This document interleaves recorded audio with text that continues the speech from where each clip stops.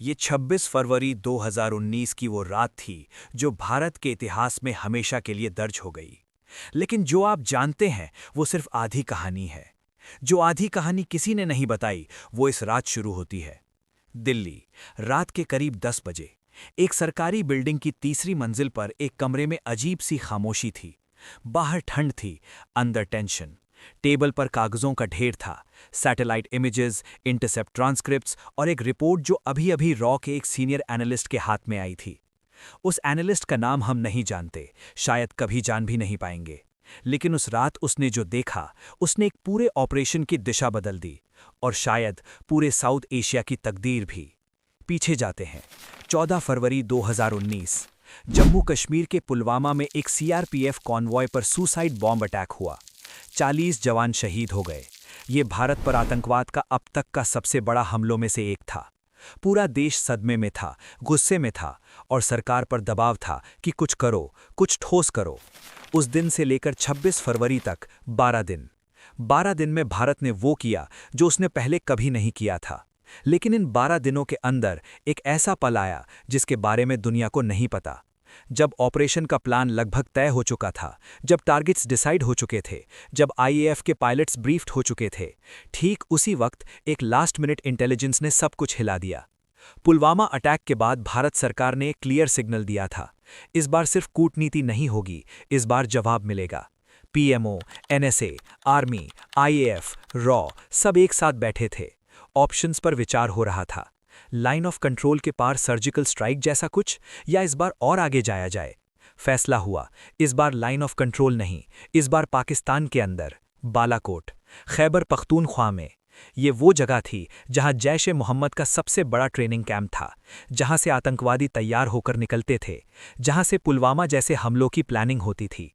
ये टारगेट तय हुआ। आईएएफ ने प्लानिंग शुरू की। मिराज 2000 जेट्स को तैयार किया जाने लगा।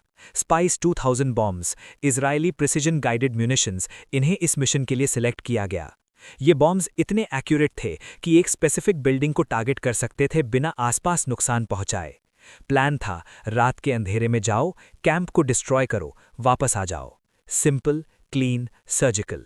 लेकिन इंटेलिजेंस कभी सिंपल नहीं होती। 25 फरवरी की रात, ऑपरेशन से कुछ घंटे पहले, रॉ की एक टीम सैटेलाइट इमेजरी और ह्यूमन इंटेलिजेंस सोर्सेज से मिली जानकारी को क्रॉस वेरीफाई कर रही थी। ये रूटीन प्रोसेस था, फाइनल चेक। और तभी उस सीनियर एनालिस्ट की नज़र एक डिटेल पर पड़ी, एक ऐसी डिटेल जो पहले की रिपोर्ट्स में नहीं थी, या थी पर किसी ने उस पर ध्यान नहीं दिया था। बालाकोट कैंप के आसपास कुछ मूवमेंट थी जो अनयूजुअल थी। कुछ सिग्नल्स थे जो पैटर्न से मैच नहीं कर रहे थे, और एक स्पेसिफिक लोकेशन थी जहां ओरिजिनल टारगेट लिस्ट में थी, जहां कुछ ऐसा था जो नहीं होना चाहिए था। हम ऑफिशियली नहीं जानते वो क्या था, लेकिन जो सोर्सेज बाद में सामने आए उनके मुताबिक वो इंटेलिजेंस कुछ ऐसा इंडिकेट कर रही थी जिसने ये सवाल खड़ा कर दिया कि क्या हम सही जगह हिट कर रहे हैं, और क्या उस हिट का रिएक्शन वो होगा जो हम एक्सपेक्ट कर रहे हैं। उस एनालिस्ट ने रिपोर्ट ऊपर भेजी। उस रात के उस पहर में जब घड़ी की सुइयां आगे बढ़ रही थीं, एक डिसीजन लेना था। ऑपरेशन रोको, टारगेट बदलो, या आगे बढ़ो। ये वो मोमेंट था जब एक इंसान का जजमेंट, एक एनालिस्ट की रात भर की मेहनत पूरे साउथ एशिया का भविष्य तय कर सकती थी। क्योंकि ये सिर्फ एक एयर स्ट्राइक नहीं थी, दोनों तरफ न्यूक्लियर वेपन्स थे। पाकिस्तान के पास अप्रॉक्सीमेटली 150 से 160 न्यूक्लियर वॉरहेड्स थे। इंडिया के पास भी कंपैरेबल आर्सेनल था। और दोनों देशों की हिस्ट्री में ये पहली बार होने वाला था कि एक न्यूक्लियर आर्म्ड स्टेट दूसरे न्यूक्लियर आर्म्ड स्टेट की टेरिटोरियल बाउंड्री के अंदर एयर स्ट्राइक करे। ये प्रेसिडेंट नहीं था, ये अननोन टेरिटरी था। अगर पाकिस्तान ने इसे एक्ट ऑफ वॉर माना तो क्या होता? अगर उनकी आर्मी ने रिस्पॉन्ड किया तो कहाँ रुकते? अगर एस्केलेशन शुरू होती तो क्या कोई रोक सकता था? यही वो सवाल थे जो उस रात उस कमरे में थे, और इसीलिए वो लास्ट मिनट इंटेलिजेंस इतनी क्रिटिकल थी।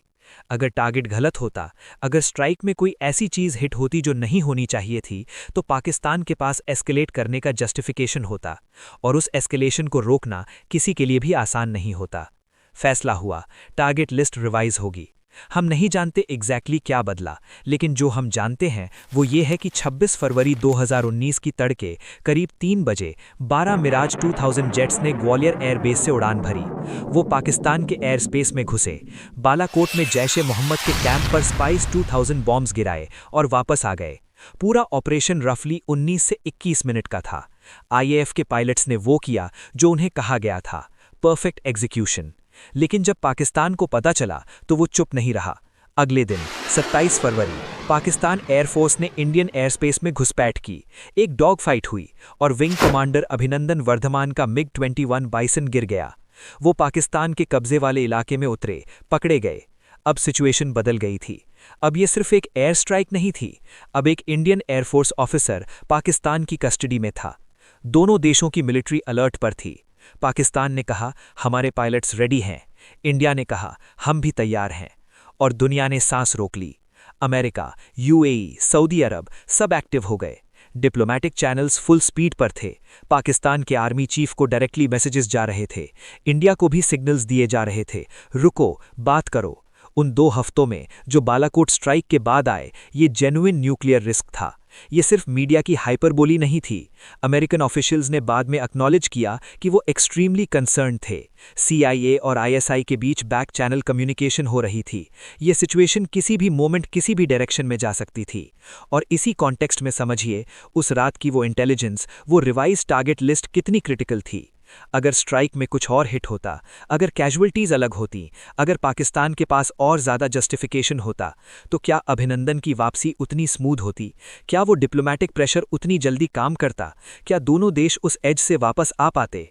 ये सवाल हम कभी ऑफिशियली वेरीफाई नहीं कर सकते, क्योंकि इंटेलिजेंस की दुनिया में जो डिसीजंस काम करते हैं वो रेयरली सामने आते हैं।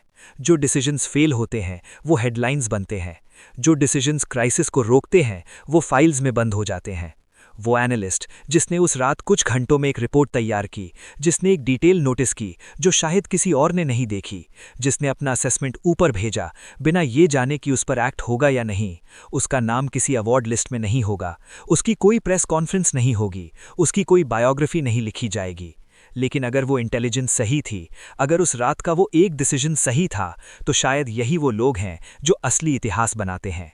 कैमरास के सामने नहीं, डार्कनेस में, साइलेंस में, एक स्क्रीन की रोशनी में, एक रात में जब पूरी दुनिया सो रही थी और साउथ एशिया एक ऐसे एज पर खड़ा था जहां से गिरना किसी के लिए भी माफ नहीं होता।